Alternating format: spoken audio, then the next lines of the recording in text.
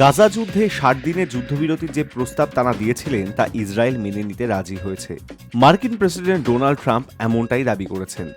তিনি আরও জানান, কাতার ও মিশরের মধ্যস্থতাকারীরা এই চূড়ান্ত প্রস্তাবে হামাসের কাছে পৌঁছে দেবেন।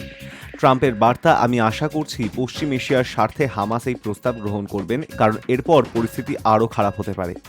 এর আগে এক সংবাদ মাধ্যমকে ট্রাম্প জানিয়েছিলেন তিনি আশা করছেন আগামী সপ্তাহেই গাজা যুদ্ধ নিয়ে ইসরায়েল হামাসের মধ্যে বন্দি মুক্তি সহ একটি যুদ্ধবিরতির চুক্তি হতে পারে।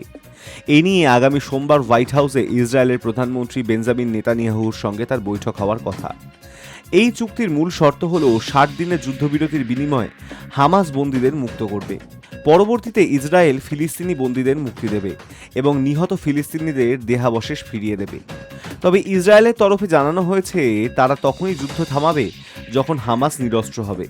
এদিকে হামাসও স্পষ্ট জানিয়ে দিয়েছে যে তারা অস্ত্র ছাড়বে না। গাজায় যুদ্ধ শুরু হয় ২০২৩ সালের ৭ই অক্টোবর, যখন হামাস নেতৃত্বাধীন জঙ্গিরা ইসরায়েলে হামলা চালায়।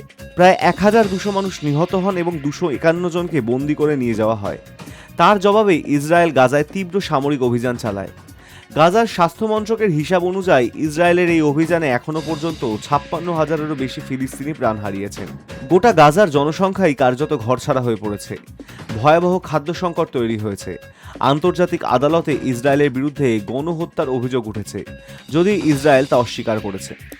রাজনৈতিক বিশ্লেষকদের একাংশের মতে আমেরিকা ও ইসরায়েল যৌথভাবে ইরানের পারমাণবিক কেন্দ্রের ওপর হামলা চালিয়ে যে চাপ তৈরি করেছে সেটারই কৌশলগত প্রয়োগ ঘটিয়ে ট্রাম্প এবার গাজা যুদ্ধ থামাতে উদ্যোগ নিচ্ছেন।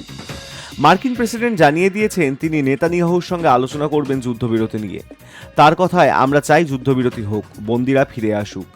আশা করছি আগামী সপ্তাহেই কিছু একটা ফল আসবে। Hi News network.